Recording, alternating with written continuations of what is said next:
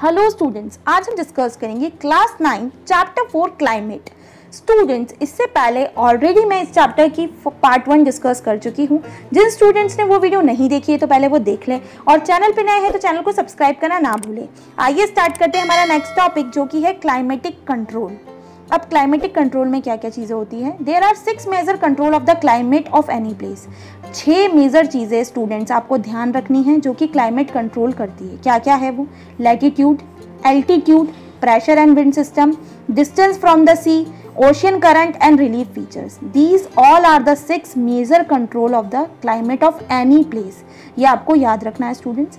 अब हम 1 बाय 1 देखते हैं किस तरीके से। Due to the curvature of the earth, the amount of solar energy received varies according to altitude. हम देखते हैं हमारी अर्थ का कर्वेचर की वजह से जितनी भी सोलर एनर्जी रिसीव होती है वो किस पे डिपेंड करती है? लैटिट्यूड पे डिपेंड करती है। As a result air temperature generally decreases from the equator towards the pole. अगर हम इक्वेटर से पोल की तरफ जाएंगे तो टेम्परेचर हम क्या देखेंगे कि डिक्रीज होता है। As one goes from surface of the earth to higher altitude. अगर हम अर्थ के सरफेस से हायर एल्टीट्यूड एरियाज में जाएंगे तो जो एटमॉस्फेयर है वो क्या हो जाता है? थोड़ा सा लेस डेंस हो जाता है और टेम्परेचर धीरे धीरे क्या होने लग जाता है? डिक्रीज होने लग जाता है। Hills are therefore cooler during summers. इसीलिए कहा गया है कि हिली रीजन जो होते हैं, हिली एरियाज जो होते हैं वो क्या होते हैं? वो समर्स के टाइम पे भी क्या होते हैं? ठंडे रहते हैं। तो the pressure and wind system of any area depend on the latitude and altitude of a place. तो अगर हम बोले प्रेशर और विंड किसी भी सिस्टम की किस पे डिपेंड करती है? एरिया की किस पे डिपेंड करेगी? उसके लैटिट्यूड पे और उसके एल्टीट्यूड पे। Thus it influence at the temperature and rainfall pattern. और यही किसको इन्फ्लुएंस करता है? टेम्परेचर को भी इन्फ्लुएंस करता है और रेनफॉल पैटर्न को भी इन्फ्लुएंस करता है। Sea exerts moderating influence on climate. और सी का जो एक्सर्ट्स होता है वो भी क्या करता है? एक तरीके से इन्फ्लुएंस डालता है क्लाइमेट पे। As the distance from the sea increases its moderating influence decreases. अगर हम बोलेंगे कि सी का अगर हम डिस्टेंस फ्रॉम द सी क्या कर देंगे? बढ़ा देंगे, तो इसका ऑटोमेटिकली जो इन्फ्लुएंस है वो क्या हो जाएगा? डिक्रीज हो जाएगा। And the people experience extreme weather conditions. और लोगों को बहुत एक्सट्रीम वेदर कंडीशन देखने को मिलेगी। This condition is known as continentally very hot during summers and very cold during winters. और अगर हम डिस्टेंस फ्रॉम द सी देखें तो हमें कौन सी कंडीशन देखने को मिलेगी? हमें समर्स के अंदर बहुत गर्मी देखने को मिलेगी और विंटर्स के अंदर बहुत ठंड देखने को मिलेगी। तो ocean currents along with on शोर winds affect the climate of the coastal area. और ओशियन करंट्स जो होते हैं, जो विंड्स को क्या करते हैं? हवाओं को इफेक्ट करते हैं।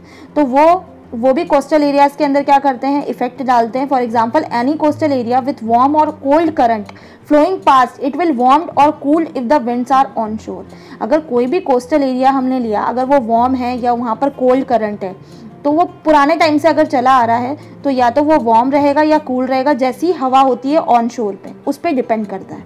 तो finally relief to play a major role in determining the climate of a place. और लास्टली रिलीफ फीचर जो होता है वो भी बहुत इंपॉर्टेंट रोल प्ले करता है किसी भी क्लाइमेट का। मतलब आप कोई सी भी प्लेस की क्लाइमेट तभी डिटरमाइन कर सकते हो। High mountains act as a barrier for cold. बहुत हाई माउंटेन्स जो होते हैं वो किस तरीके से एक्ट करते हैं? कोल्ड के लिए और हॉट विंड्स के लिए। They may also cause precipitation if they are high enough and lie in the path of rain bearing winds. और वो precipitation in the form of rain भी बहुत ज़्यादा देखने को मिलते हैं अगर बहुत ज़्यादा हाई है और कहाँ पर लाई कर रहे हैं? वो रेन बियरिंग विंड्स में लाई कर रहे हैं। तो the levered side of mountains remains relatively dry. और जो दूसरी साइड होती है माउंटेन की वो मोस्टली क्या देखी जाती है? ड्राई देखी जाती है। नेक्स्ट टॉपिक में हम लोग देखेंगे students factors affecting India's climate. कौन कौन से ऐसे फैक्टर्स, और ये इंपॉर्टेंट क्वेश्चन है एग्जाम पॉइंट ऑफ व्यू से भी, कि कौन कौन से फैक्टर्स है जो कि अफेक्ट करते हैं इंडिया क्लाइमेट को। सबसे फर्स्ट फैक्टर है हमारा लैटिट्यूड। लैटिट्यूड किस तरीके से करता है? The tropic of Cancer passes through the middle of the country from the Rann of Kutch in the west to Mizoram in the east. अगर हम देखें हमारे ट्रॉपिक ऑफ कैंसर को, ये एक मिडल लाइन होती है जो कहाँ से पास करती है? हमारी middle of the country run of Kutch जगह से पास होती है, इन द वेस्ट से लेकर मिजोरम में जाती है इन द ईस्ट।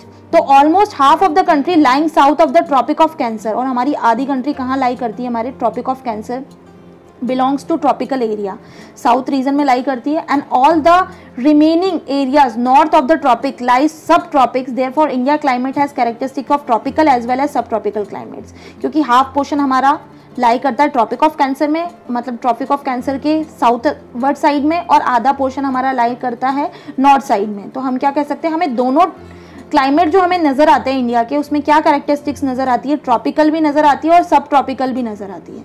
नेक्स्ट हम बात करेंगे एल्टीट्यूड। एल्टीट्यूड का मतलब था हाइट। तो India has mountain to the north which have an average height about 6000 metre.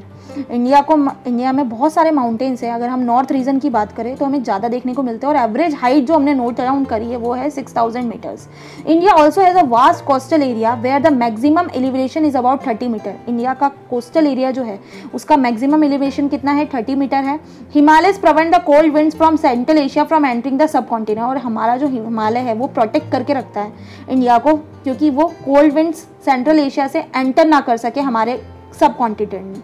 And it is because of the mountains that this sub continent experience comparatively milder winters as compare to central Asia. और ये इस mountains की वजह से ही है जो हमारा सब कॉन्टिनेंट है वो क्या एक्सपीरियंस करता है, थोड़ा सा गर्म ठंडा दोनों का mixture as compare to central Asia part. Next है हमारे प्रेशर एंड विंड्स। तो the climate and associated weather condition in India are govern by the following atmospheric condition. जो क्लाइमेट है इंडिया का वो कौन सी एटमॉस्फेरिक कंडीशन से गवर्न किया जाता है? एक तो है प्रेशर एंड सरफेस विंड, एक है upper circulation, western cyclonic disturbation and tropical cyclones. ये तीनों चीज़ें हैं प्रेशर एंड विंड्स के अंदर जो इफेक्ट डालती हैं। India lies in the region of north easternly winds. India कहाँ पर लाई करता है? नॉर्थ ईस्टर्नली विंड्स में लाई करता है। These winds originate from the sub tropical high pressure belt to the northern hemisphere. They blow southwards, get deflected to the right due to Coriolis force। और धीरे धीरे जो हवाओं का रुख है वो हमें देखने को मिलता है कि साउथ वेस्ट डायरेक्शन की तरफ डिफ्लेक्ट करता हुआ नजर आता है। और इसमें एक फोर्स होता है जिसके कारण ही ऐसा होता है, वो है कॉरियोलिस फोर्स की वजह से। And move towards the equatorial low pressure. उसके बाद धीरे धीरे कहाँ मूव करने लगता है? इक्वेटोरियल लो प्रेशर की तरफ मूव करने लग जाता है। Generally these winds carry little moisture. और ये जो विंड्स होते हैं इनके अंदर जो मॉइस्चर पाया जाता है वो बहुत लो होता है, क्योंकि ये जो ओरिजिनेट होते हैं और ब्लो होते हैं वो लैंड के द्वारा ही होते हैं। देयरफॉर दे ब्रिंग लिटिल और नो रेन। ना तो हम कह सकते हैं बिल्कुल ना के बराबर रेन लेकर आते हैं। Hence India should have been an arid land. और इस जगह हम लोग इंडिया को एक एरिड लैंड बोलते हैं, but it is not so, ऐसा नहीं होता। Let's us see why. हम देखते हैं कि क्यों होता है। यहाँ पर आपको एक डेफिनेशन भी दे रखी है स्टूडेंट। कॉर्नवालिस फोर्स होता क्या है? An apparent force cause by the earth rotation. एक ऐसा फोर्स जो किसके कारण होता है? अर्थ के रोटेशन के कारण होता है। और Cornwallis force is responsible for deflecting winds towards the right in the northern hemisphere. और कॉरियोलिस फोर्स की ही रिस्पॉन्सिबल होता है हवा का रुख चेंज करना, मतलब राइट डायरेक्शन के अंदर नॉर्दर्न हेमिस्फीयर के अंदर and towards the left in the southern hemisphere. And this is also known as Ferrel's law. और ये जो कॉरियोलिस फोर्स है इसी को बोला जाता है फेरल्स का लॉ भी बोला जाता है। अब जितने भी प्रेशर्स और विंड कंडीशंस है इंडिया के अंदर वो यूनिक माने जाते हैं, क्योंकि during winter there is high pressure area north of the Himalaya. Winter के टाइम पे क्या होता है, हमें देखने को मिलता है हाई प्रेशर हो जाता है। Cold dry winds blow from the regions from low pressure area over the ocean to the south. और जो कोल्ड ड्राई विंड्स है वो भी ब्लो करने लग जाती है लो प्रेशर एरिया से किसकी तरफ आने लग जाती है? साउथ की तरफ। In summers a low pressure area develops over interior Asia. Summers के अंदर जितने भी लो प्रेशर एरियाज होते हैं वो डेवलप होना स्टार्ट कर देते हैं इंटीरियर एशिया वाले पार्ट में, as well as over north western India के अंदर भी। This causes a complete reversal of the direction of winds during summer. और ये हमें क्या देखने को मिलता है? पूरा का पूरा रिवर्सल देखने को मिलता है विंड्स का डायरेक्शन का समर्स के टाइम में। और जैसे जैसे एयर मूव करती है हाई प्रेशर एरिया से over the southern Indian ocean in a south easterly direction crosses the equator. और ये धीरे धीरे किस पे मतलब कहाँ क्रॉस करने लग जाता है? इक्वेटर के पास जाने लग जाता है। And turn rights the low pressure areas over the Indian sub continent.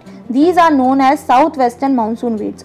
जब ये राइट की तरफ टर्न ले लेता है लो प्रेशर एरियाज की तरफ, तो इंडियन सब कॉन्टिनेंट की तरफ, तो इसको हम कहते हैं साउथ वेस्ट मानसून विंड्स। तो these winds blow over the warm ocean gather moisture. तो ये जो साउथ वेस्ट मानसून विंड्स होती है ये कहाँ से ब्लो करती है? एक तो वार्म ओशियन एरिया से ब्लो करती है और ये सारा का सारा मॉइस्चर अपने अंदर ले लेती है, और इसके बाद ये वाइड स्प्रेड रेनफॉल में कन्वर्ट हो जाती है over the mainland of India. तो जो अपर एयर है सर्कुलेशन की इसी रीजन की वो डोमिनेटिंग होती है और वो वेस्टर्ली फ्लो, हम बोलते हैं वेस्टर्न एरिया में फ्लो करती है। And important component of this flow is jet stream. और एक इंपॉर्टेंट कंपोनेंट माना गया है फ्लो का जिसको हम बोलते हैं जेट स्ट्रीम। तो these jet stream is located approximately over 27 to 30 north latitude. ये जो जेट स्ट्रीम है ये अप्रॉक्सीमेटली 27 से 30 नॉर्थ लेटीट्यूड पे लोकेटेड है। Therefore they are also known as sub tropical westerly jet stream, और इनको क्या बोला जाता है, सब ट्रॉपिकल वेस्टर्ली जेट स्ट्रीम भी बोला जाता है। Over India these jet stream blow south Himalayas although the year except in summer, और यही इंडिया के अंदर जितने भी जेट स्ट्रीम है ये क्लब ब्लो करते हैं, साउथ ऑफ हिमालयस ब्लो करते हैं during year except in summer, summers को छोड़ के ऑल थ्रू द ईयर। तो the western cyclone disturbance experience in the north and north western part of the country, तो जितने भी वेस्टर्न साइक्लोन डिस्टर्बेंस एक्सपीरियंस किए जाते हैं नॉर्थ के अंदर, नॉर्थ वेस्टर्न पार्ट्स के अंदर, ये सब क्या करते हैं, वेस्टर्ली फ्लो होते हैं। और समर्स के अंदर जितने भी सब ट्रॉपिकल वेस्टर्ली जेट स्ट्रीम्स है ये क्या करते हैं, मूव करते हैं नॉर्थ ऑफ द हिमालय से लेकर, अपेरेंट मूवमेंट देखा जाता है सन का हमारे इस टाइम पे। तो an easterly jet stream called the sub tropical easterly jet stream, और अगर ईस्टर्ली है तो उसको सब ट्रॉपिकल ईस्टर्ली जेट स्ट्रीम बोला जाता है, जो कि कहाँ से ब्लो करता है, पेनिसुला इंडिया से ब्लो करता है approximately over 40 north during the summer months, और ये अप्रॉक्सीमेटली कितना हो जाता है, 40 नॉर्थ हो जाता है समर मंथ्स के टाइम पे। सो स्टूडेंट्स इस वीडियो में इतना ही, इसके आगे हम नेक्स्ट वीडियो में डिस्कस करेंगे। अगर आपको ये वीडियो पसंद आती है तो वीडियो को लाइक करें, शेयर करें, और चैनल पे नए हैं तो चैनल को सब्सक्राइब करना ना भूलें। एंड मोस्ट इंपॉर्टेंट बात है स्टूडेंट्स, अगर अभी तक भी आपने नोटिफिकेशन बेल आइकन को प्रेस नहीं किया है तो कर दीजिए, ताकि मेरी अपकमिंग सारी वीडियोज़ की नोटिफिकेशन आपको मिलती रहे। जल्द मिलते हैं नई वीडियो के साथ। Thank you.